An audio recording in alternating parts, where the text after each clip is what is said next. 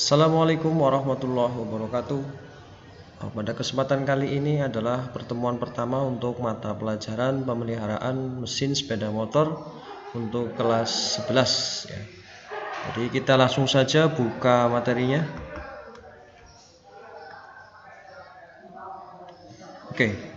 Untuk materi yang akan kita ajarkan atau materi pertama atau kompetensi yang akan kita sampaikan pada kesempatan kali ini adalah tentang menerapkan cara perawatan mekanisme katup ya, dan merawat secara berkala mekanisme katup.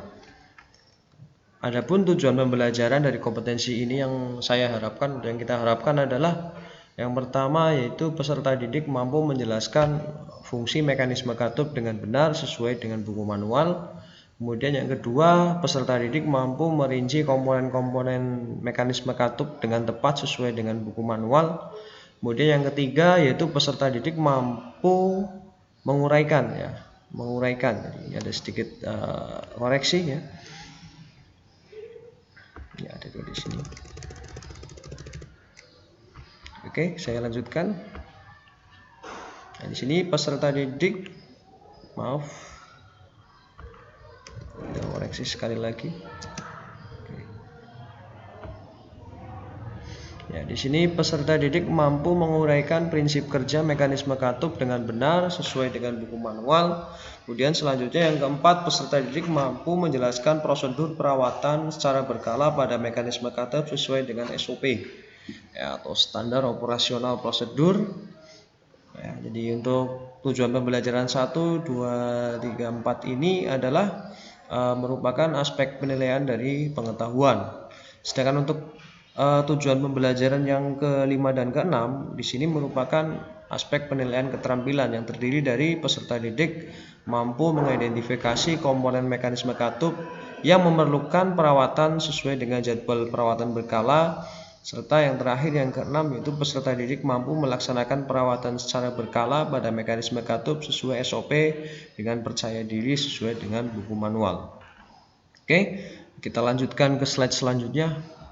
Ya, di sini pertama yang akan kita jelaskan adalah fungsi dari mekanisme katup itu sendiri.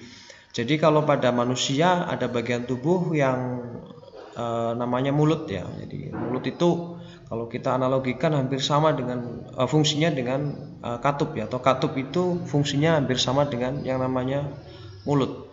Ya, jadi untuk fungsi dari mekanisme katup itu sendiri adalah untuk mengatur pemasukan gas baru ke dalam silinder dan mengatur pengeluaran gas bekas pembakaran keluar dari silinder ya. Jadi fungsinya itu adalah mengatur pemasukan gas baru. Jadi gas baru ini berupa campuran antara bahan bakar dan udara ya. Sedangkan untuk pengeluaran gas bekas pembakaran ini berupa zat karbon ya, contohnya kayak karbon monoksida, dioksida ya, atau berupa emisi gas buang atau hasil pembakaran dari gas baru itu sendiri.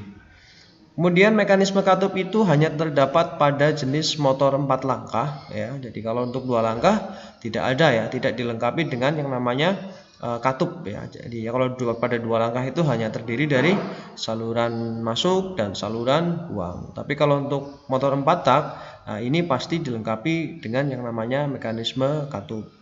Kemudian berdasarkan konstruksinya terdapat 2 jenis katup, yaitu katup masuk dan katup buang ya. Jadi katup masuk dan katup buang itu kalau 2 jenis katup ya, berdasarkan konstruksinya.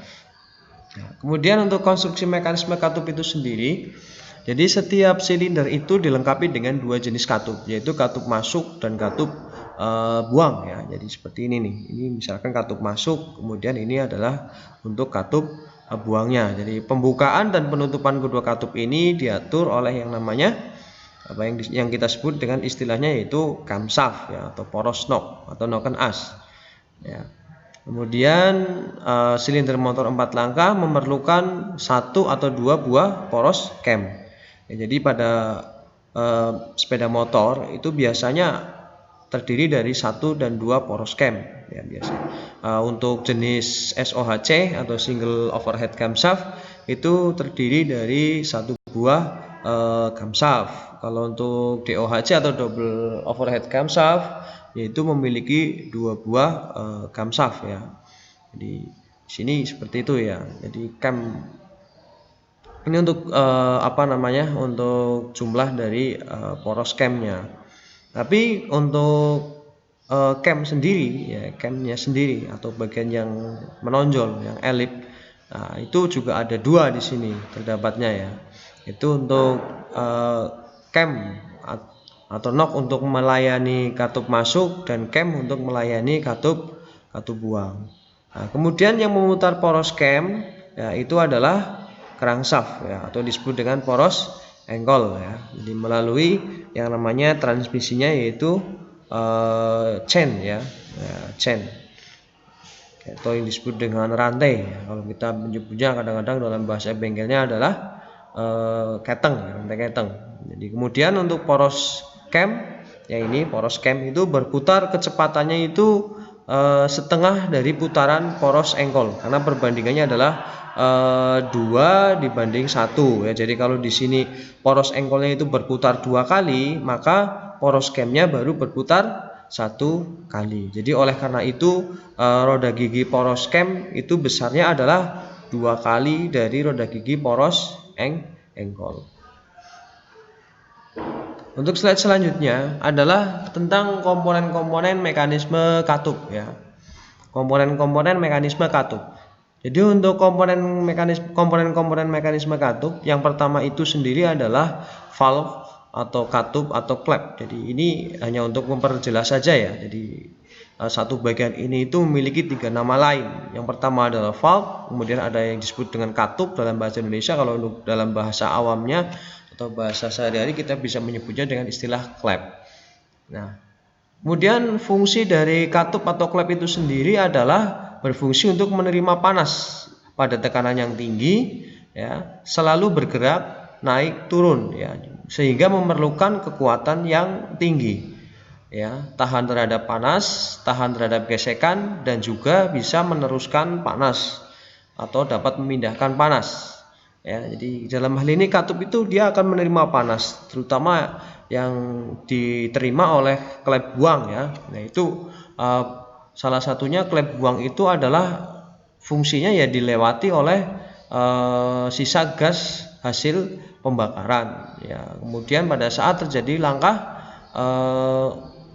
usaha ya atau kompresi, jadi ketika kompresi dan usaha klep ini menerima tekanan yang tinggi ya, kemudian juga menerima temperatur yang tinggi. Jadi oleh karena itu konstruksi klep ini harus kuat ya, harus tahan terhadap yang namanya panas ya.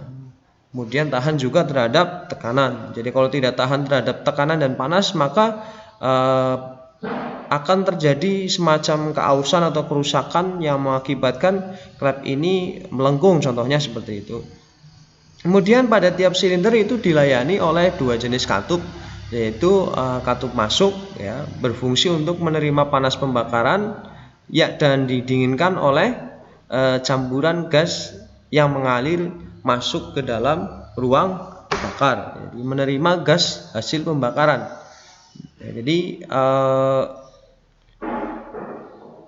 gas hasil pembakaran dari langkah usaha ya, yang usaha itu kan panas ya. Jadi setelah langkah kompresi, pada akhir langkah kompresi busi meletikkan bunga api ya, kemudian di situ kan muatan gas barunya atau campuran bahan bakar dan udaranya itu akan terbakar ya. Jadi dalam hal ini itu katup innya itu juga akan menerima yang namanya panas ya, akan menerima yang namanya panas ya. Kemudian setelah itu terjadi langkah usaha,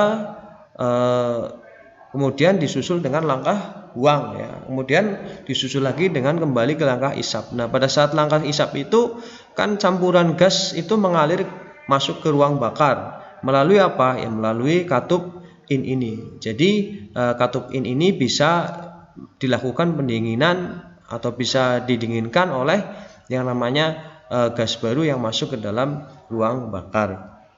Kemudian ada katup buang ya. Katup buang ini berfungsi menerima tekanan panas yang lebih tinggi ya. Hal ini tentunya akan mengurangi efektivitas kerapatan. Jadi dalam hal ini katup buang itu selalu menerima tekanan gas atau menerima tekanan panas yang tinggi daripada katup masuk ya. Karena di samping menerima tekanan hasil pembakaran pada saat langkah usaha, juga katup buang itu menerima atau dilewati oleh sisa gas ya, hasil pembakaran yang masih panas juga. Jadi oleh karena itu tentunya konstruksi dari katup buang ini harus lebih kuat daripada katup masuknya.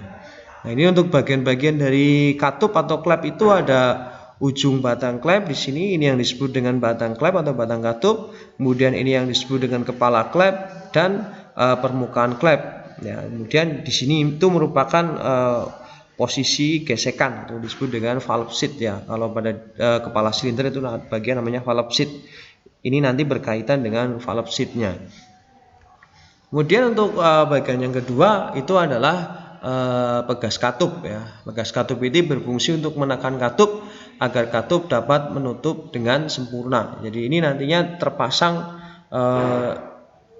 oleh batang katup juga ya. Jadi batang katup itu nanti akan dipasang pada tengah-tengah dari pegas katup ini ya. Kemudian pegas katup ini nantinya akan ditutup oleh penguncinya. Nah, apabila ditekan maka katup akan membuka ya. Kemudian ketika dilepas rocker armnya maka dia akan kembali ke posisi semula, sehingga apa yang terjadi? Iya, katupnya itu akan menutup dengan sempurna. Jadi kalau tidak ada pegas, ya ketika batang katup ditekan oleh rocker arm, kemudian rocker armnya kembali ke posisi semula, ya katupnya tidak akan bisa terangkat ke atas, sehingga akan terbuka terus ya saluran masuk maupun saluran buangnya. Ya, jadi ini fungsinya adalah untuk menekan katup agar katup dapat menutup dengan sempurna. Itu seperti itu. Kemudian ada juga bagian yang ketiga adalah valve guide dan steam seal ya. Valve guide di sini disebut dengan penuntun klep ya, atau penuntun katup ya. Kemudian ada juga steam seal ya, ini ada di atas sini ya, ada di bagian atasnya itu. Untuk sini fungsinya adalah valve guide itu terbuat dari chrome cast iron dan terpasang fit ya, artinya terpasangnya itu presisi ya, tidak boleh ada celah yang berlebihan ya, terpasang fit pada cylinder head. Sedangkan pelumasannya adalah dengan cara mengalirkan sedikit oli pada valve guide dan valve steam ya. Jadi di sini ini kan pergerakan klepnya nantinya akan bergerak naik turun ya, akan bergerak naik turun ya, mengakibatkan di sini akan timbul gesekan ya. Jadi supaya akibat gesekan itu nantinya akan timbul panas. Jadi supaya panasnya tidak berlebih, maka sepanjang batang klep ini harus dialiri dengan apa yang disebut dengan sedikit pelumas ya. Jadi pelumas itu akan bersirkulasi kemudian masuk sedikit melalui steam seal, kemudian akan melumasi bagian dari valve guide ya. Jadi tetap ada pelumasannya. Nah, kemudian untuk menjaga agar olinya itu tidak masuk secara berlebihan ya ke ruang bakar, terutama ke sini itu maka pada ujung dari valve ya, valve guide itu terpasang yang namanya steam seal ya. Jadi ujung valve guide itu akan terpasang steam seal seperti ini. Jadi supaya apa? Supaya olinya itu masuknya ke ke ruang bakar itu tidak berlebihan ya. Jadi harus sedikit saja yang masuk, hanya sekedar untuk melumasi.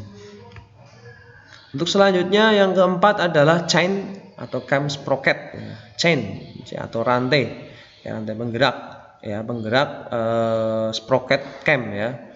Jadi cam sprocket atau cam gear digerakkan oleh crankshaft melalui rantai atau yang disebut dengan chain ya. Jadi ini putarannya berasal dari crankshaft ya, atau poros engkol. Ya, kemudian putaran poros engkol ini nantinya akan digunakan untuk memutarkan cam sprocket. Selanjutnya apa? Cam sprocket akan memutarkan noken as atau poros knock atau camshaft ya. Jadi di sini fungsinya adalah seperti itu. Jadi fungsi dari chain dan cam sprocket adalah dalam hal ini untuk meneruskan putaran kerangsaf ya. Putaran kerangsaf di sini berputar, kemudian putaran kerangsaf itu nantinya akan diteruskan untuk memutar camshaft ya, memutar camshaft melalui cam sprocket dan rantai atau chain. Nah, itu adalah fungsinya. Kemudian untuk selanjutnya camshaft ya, camshaft ya. Camshaft ini dapat juga kita istilahkan namanya adalah noken as ya, noken as. Bisa kita tambahkan di sini untuk materinya adalah noken as ya. Oke. Ya, di sini untuk noken as ya, camshaft atau juga noken as terbuat dari spesial besi tuang ya, dengan ketahanan aus yang tinggi dan jumlahnya disesuaikan dengan banyaknya katup ya. Jadi ini noknya yang tonjolan ini disesuaikan dengan banyaknya katup. Ya, biasanya kalau dalam sepeda motor kalau DOHC itu menggunakan 2 buah camshaft ya, dan 2 buah camshaft karena katupnya jumlahnya ada 4 ya. Tapi kalau untuk yang standar biasanya SOHC ya, SOHC. Jadi kalau misalkan di sini jumlah katupnya ada 2, berarti ya jumlah noknya ini atau camnya ini ada 2, itu seperti itu. Kemudian camshaft terpasang fit dan terintegrasi dengan cam sprocket. Jadi di sini ada 2 buah lubang. Nanti di sini akan terpasang yang namanya cam sprocket ya. Cam sprocket itu nanti terhubung dengan cam chain yang kita bahas pada slide sebelumnya, dan cam chain nanti akan terhubung dengan crankshaft. Jadi ketika crankshaft itu berputar, maka noken asnya juga akan ikut berputar melalui mekanisme dari gearnya ya, sprocket camnya tadi itu. Ya, jadi sehingga dalam hal ini fungsi dari camshaft ya, dimana salah satu bentuk bagian yang berbentuk oval ini nantinya itu akan menekan rocker arm ya, dan rocker arm itu nantinya akan menekan batang katup ya, akan menekan batang katup sehingga katup itu akan terbuka. Jadi itu seperti itu. Nah, kemudian untuk yang terakhir adalah rocker arm ya, rocker arm. Jadi bentuknya itu seperti ini. Ini namanya adalah bagian dari rocker arm. Ya, jadi rocker arm ada pada bagian cylinder head juga dan digerakkan oleh cam ya. Jadi digerakkan oleh cam untuk membuka dan menutup klep atau katup ya. Jadi ini camshaft yang tadi dibahas di slide sebelumnya. Jadi ini kan nanti akan berputar pada bagian elip ini. Jadi kalau pas pada puncak noknya ini ketika dia bersentuhan dengan rocker arm, maka rocker armnya itu akan terdorong ke atas ya, akan terdorong ke atas ya. Kemudian rocker arm itu bagian yang lainnya akan menekan klep ke bawah, sehingga apa yang terjadi? Ya, akan saluran masuknya akan terbuka. Jadi itu seperti itu. Untuk bagian dari rocker arm itu terdiri dari as rocker arm di sini, kemudian ada mur penyetel ya, ada mur pengunci, dan ada yang disebut dengan kelonggaran klepnya, kelonggaran celah katupnya di sini. Oke, untuk materi PMSM pertemuan pertama ini saya rasa cukup. Jangan lupa kalian nanti untuk mengunduh materi yang saya sampaikan ini pada link yang ada di kolom deskripsi. Kemudian kalian juga nanti harus mengisi absen ya yang ada di kolom deskripsi serta pertanyaan singkatnya. Oke, untuk pertemuan kali ini saya akhiri sampai di sini saja. Sekian, wassalamualaikum warahmatullahi wabarakatuh.